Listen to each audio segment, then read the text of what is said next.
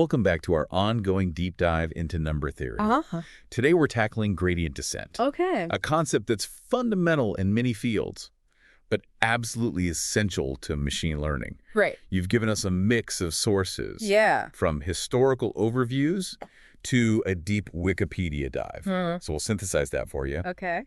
and highlight what a STEM-minded person really needs to grasp about gradient descent. Sounds like a plan. Let's start with the what. Okay. How would you explain gradient descent to someone who's hearing about it for the first time? Imagine you're trying to find the lowest point in a valley, Okay. but it's incredibly foggy. You can only see a few steps ahead of you. Right. The most logical strategy would be to feel the slope of the ground Mm-hmm. and take steps in the direction where the descent feels steepest. So you're constantly adjusting your path Yeah, based on the local information you have. exactly. And that's essentially what gradient descent does mathematically. We're trying to find the minimum value of a function, Right. which represents the valley. Okay. And the steepest descent is indicated by the negative gradient. So the gradient acts like our sense of touch, Precise. guiding us towards the minimum. We take a step, Yeah. reevaluate the gradient at our new position, Okay. and then take another step in the direction of the steepest descent. Mm-hmm. This iterative process continues until we reach a point where the gradient is essentially zero, indicating that we've reached a minimum. That's a clear way to visualize it. Yeah. Now, before we dive deeper, I'm curious about the history of this method. Okay. Our sources mentioned that the concept dates back to the 19th century. Yes. The roots of gradient descent can be traced back to the work of August and Louis Cauchy in 1847. Oh, wow. He first proposed the idea of using the gradient to iteratively find the minimum of a function. And then later, Jacques Hadamard independently developed a similar method in 1907. That's correct. It's interesting to note that it took several decades for gradient descent to gain widespread use, partly due to limitations in computing power. It makes you appreciate how much computational tools have advanced. Yeah. Speaking of applications, where does gradient descent actually come into play in solving equations? It's used in a variety of contexts. Yeah. For instance, consider a system of linear equations. We can reformulate this as a quadratic minimization problem, Okay. where the minimum of the function corresponds to the solution of the equations. Can you give us a concrete example to illustrate this? Absolutely. Okay. Let's say we have two equations, 2x plus y and xy 1, equals 1. Okay. We can create a new function that squares the left-hand side of each equation and adds them together. This function represents the error, or how far off our current guess for x and y is from satisfying both equations. Okay. Gradient descent can then be used to find the values of x and y that minimize this error function, which essentially solves the original system of equations. So we're essentially transforming the problem into a form that gradient descent can handle. Exactly, and this approach can be generalized to much more complex systems, including nonlinear equations. So gradient descent isn't limited to just linear systems. Not at all. It's actually more commonly used for solving nonlinear systems of equations, where traditional methods often struggle. That makes sense, given the iterative and adaptive nature of the method. Now, thinking back to our valley analogy, Yeah. I imagine the size of each step we take is crucial. You're right. In gradient descent, this step size is controlled by a parameter called the learning rate. Okay. If the learning rate is too small, we'll take tiny steps and converge very slowly. On the other hand, if it's too large, we might overshoot the minimum and even diverge from the solution altogether. So finding the right learning rate is a bit of a balancing act. Indeed, there are various techniques to optimize the learning rate, but it often involves some experimentation and fine-tuning. Okay. This highlights an important aspect of gradient descent. Yeah. While it's a powerful tool, it also has its limitations. That's a perfect segue into the next part of our discussion. Okay. Let's take a break here and come back to explore the challenges and modifications of gradient descent in part 2. As with any powerful tool, understanding the limitations of gradient descent is key to using it effectively. What are some of the common pitfalls we should be aware of? One challenge is the issue of local minima.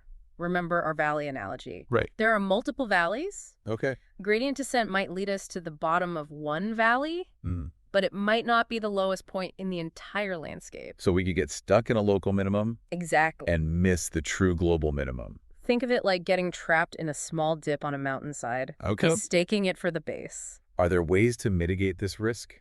One approach is to run gradient descent multiple times, Okay. starting from different initial points. So like different starting positions for our hiker. Exactly. This increases our chances of exploring different regions of the landscape and finding the true global minimum. It's like sending out multiple hikers from different starting points, Precisely. hoping that at least one of them finds the deepest valley. Another challenge is encountering saddle points. Saddle points, what are those? Imagine a flat plateau on our mountain. Okay. The gradient is 0. Right. So our hiker might think they've reached the bottom, but it's not a minimum, it's a saddle point. Okay. A flat region where the function doesn't increase or decrease in some directions. So it's like being fooled by a flat stretch of land. Yes. That's not actually the lowest point. And just like with local minima, there are techniques to help escape from saddle points. One approach is to add a bit of randomness. Oh. To the steps we take, this can help nudge us out of these flat regions and continue our descent. It sounds like we're introducing a bit of controlled chaos to avoid getting stuck. You could say that another important limitation, particularly with large data sets, is the computational cost. Right, because calculating the gradient for every single data point can be very time-consuming. Yes, so efficiency becomes a concern. So what can we do about that? This is where clever modifications come, and one such modification is stochastic gradient descent, or SGD.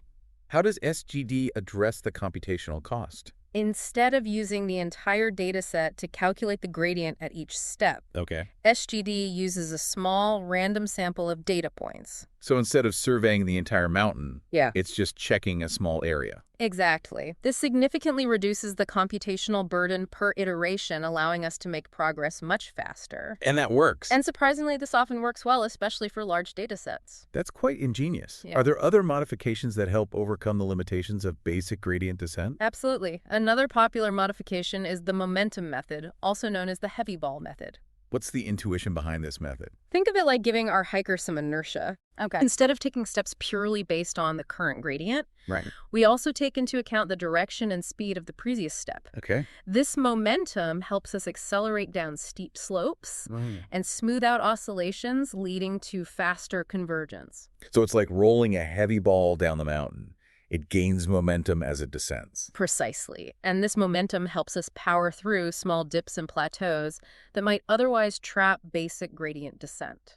It sounds like we're combining the current information with past information to make better decisions about our descent. Exactly. And then we have fast gradient methods, such as Nesterov's accelerated gradient method. What makes these methods fast? They achieve even faster convergence, especially for functions with certain properties like smoothness and convexity. Okay. Nesterov's method, for example, involves a clever look-ahead step. Okay. Instead of calculating the gradient at our current position, we first take a tentative step in the direction of the previous momentum, Okay. and then calculate the gradient at that look-ahead position. So it's like our hiker is picking ahead to see what the terrain is like before taking a full step. Yes, this look-ahead approach allows us to make more informed decisions about the direction and size of our steps, leading to faster convergence.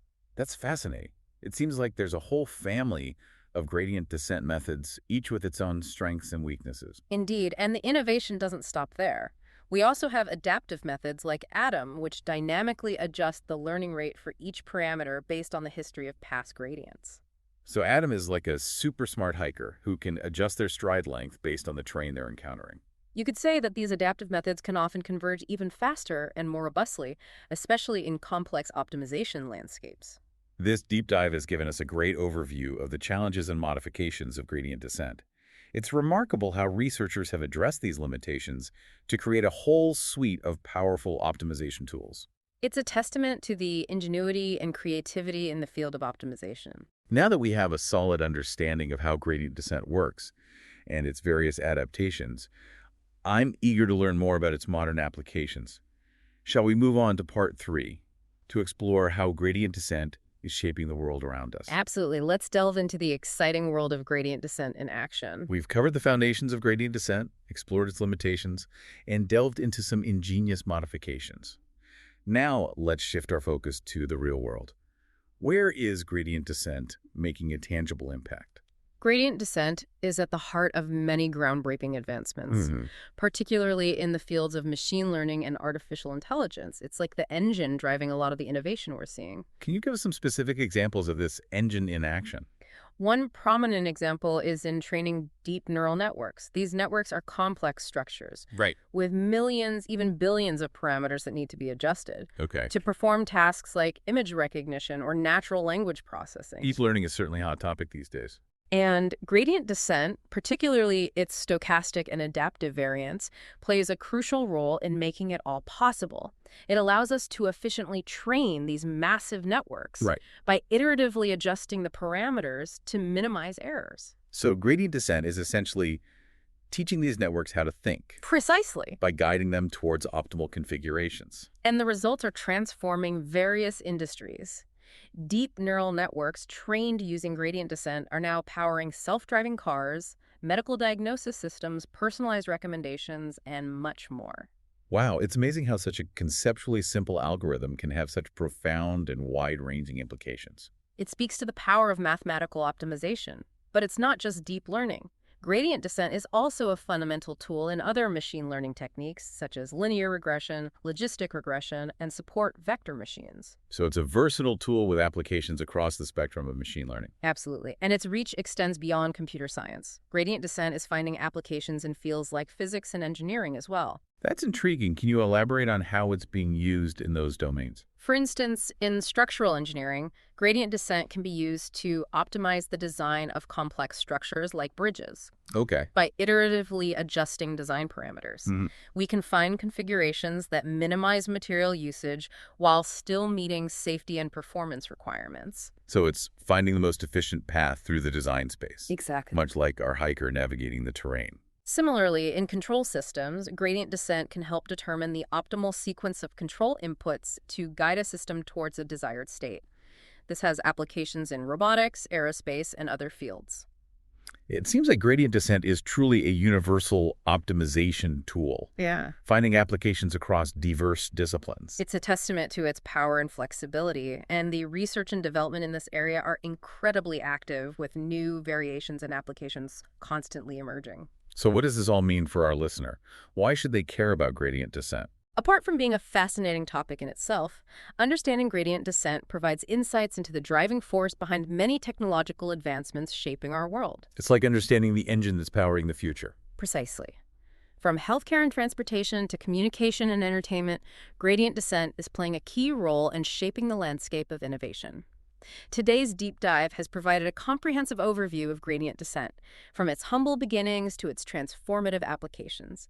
We've explored its inner workings, its limitations, and the ingenious modifications that have expanded its capabilities.